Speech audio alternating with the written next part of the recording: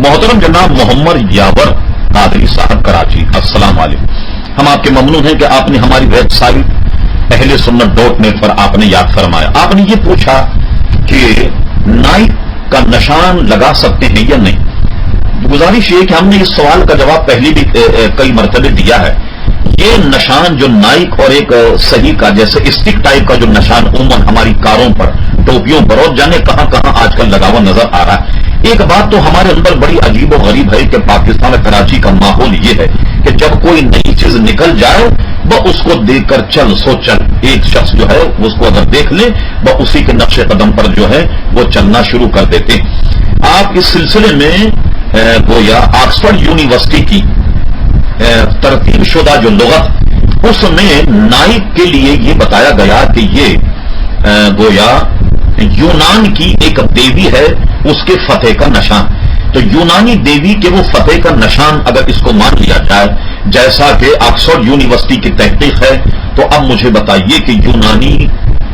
دیوی کے فتح کے نشان سے مسلمانوں کا کیا تعلق؟ اگر اس کی کوئی مذہبیت ہے، یعنی یونانی لوگوں کے اگر اس میں کوئی مذہبی شعار ہے تو ایسے شعار کا استعمال کرنا حرام تو ہے اور بسا اوقات کفر بھی ہوگا۔ لہذا نائک کے نشان سے مسلمانوں کو بچنا چاہیے، نہ ہمارا یہ قومی نشان ہے نہ مسلمانوں کا کوئی نشان۔ پھر آپ نے دوسرا سوال یہ کیا ہم اہل سنت دیوبندی کی مسجد میں نماز پڑھ سکتے ہیں؟ تو دیکھیے،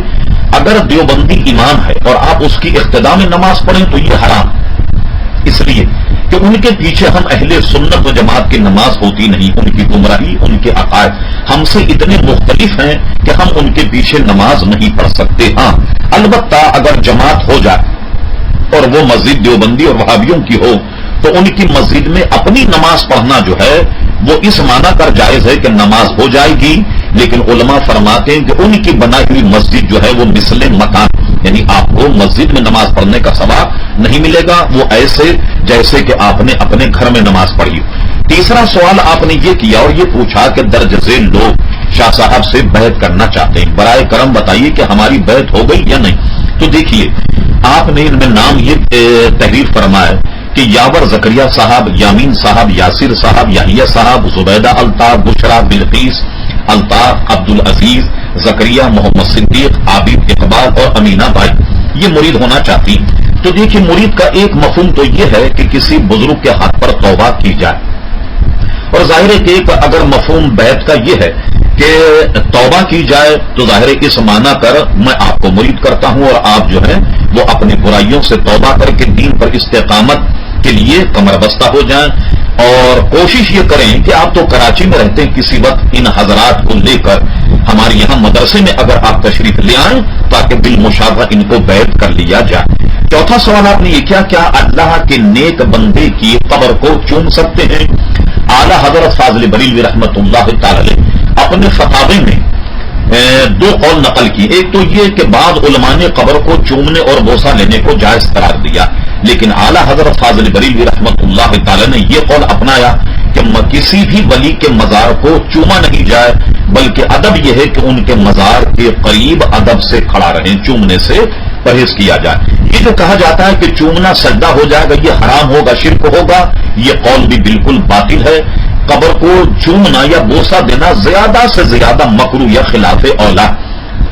اور گویا اس کو حرام یا شرک یا کفر کہنا یہ بالکل غلط ہے۔ ادب اس میں ہے کہ اہل اللہ کے جو مزارات پر آپ جائیں تو آپ دور کھڑے رہ کر اور ان کے لیے اصالہ ثواب کریں اور ان کی برکتوں سے متمتع۔ پانچواں سوال آپ نے یہ کیا کہ کیا ہم کسی دیوبندی کو برا کہہ سکتے ہیں؟ بالکل، اس کی بد مذہبیت اگر واضح ہو جائے، پتہ لگ جائے کہ یہ دیوبندی یا وہابی ہے تو اس کے شر سے لوگوں کو بچا سکتے ہیں اور کہہ سکتے ہیں کہ یہ شخص جو ہے وہ نبی کریم علیہ الصلوۃ والسلام کا گستاخ ہے اور ایسے شخص کے شر سے مسلمانوں کو بچنا چاہیے، اس معنی کر اس کی برائی کرنے میں، اس کے شر سے بچانے سے لوگوں کو گویا آگاہ کر دینا کہ اس کے شر سے بچیں، یہ بالکل جائز۔ چھٹا سوال آپ نے یہ کیا کہ اہل سنت کی مساجد میں لاؤڈ اسپیکر میں نماز ہوتی ہے، آپ کیوں نہیں پڑھاتے؟ میں بارہا اس کی وضاحت کر چکا کہ لاؤڈ اسپیکر کے نماز پڑھنے میں ہماری علماء کی دو آراء، مثلا مفتی اعظم ہند حضرت اللہ مولانا مصطفی رضا خان صاحب رحمت اللہ تعالی علیہ،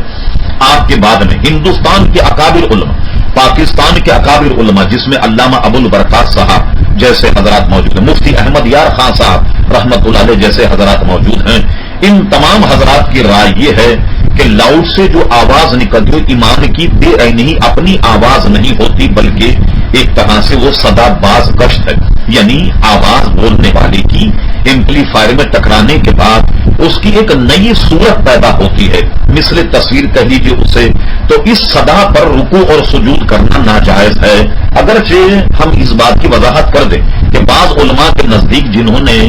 یہ سمجھا کہ لاؤڈ میں سے جو آواز نکلتی ہے وہ بولنے والی کی اپنی ہوتی ہے، انہوں نے جواز کا فتویٰ دیا، اور جو حضرات یہ کہتے ہیں کہ لاؤڈ اسپیکر سے نکلنے والی آواز بولنے والی کی اپنی نہیں ہوتی، انہوں نے اس پہ نماز کے ناجائز کا فتویٰ دیا۔ ایک بات آپ کے ذہن میں ہو سکتا ہے، آپ کے ذہن میں یہ خدشات کہ علماء میں اس قسم کا اختلاف کیوں ہے، تو دیکھیے جب بھی کوئی نئی ایجادات ہوں تو علماء کی دو رائے ہونے میں کوئی حرج نہیں۔ مجھے بتائیے کیا مریض کو دیکھنے کے بعد دو ڈاکٹروں کی دو رائے نہیں ہوتی؟ کیا وکیلوں کی دو رائے نہیں ہوتی؟ کیا حکیموں کی دو رائے نہیں ہوتی؟ کیا ججوں کی دو رائے نہیں ہوتی؟ لیکن یہ ذہن میں رہے کہ وہاں اگر ڈاکٹر کی دو رائے ہے تو اس لیے ہے کہ ایک شخص کہتا ہے کہ یہ مر، دوسرا کہتا ہے یہ مر، لیکن دونوں ڈاکٹر اس پر متفق ہیں کہ مریض کی جان بچائی جائے۔ تو جو علماء یہ کہتے ہیں کہ لاؤڈ پہ نماز نہیں ہوتی، وہ آپ کی نماز کو بچانا چاہتے ہیں، نہ یہ کہ شوقیہ وہ نماز لاؤڈ اسپیکر پر نہیں پڑھاتے، ایسا نہیں۔ میں سمجھتا ہوں کہ آپ کی تسلی ہو گئی ہوگی۔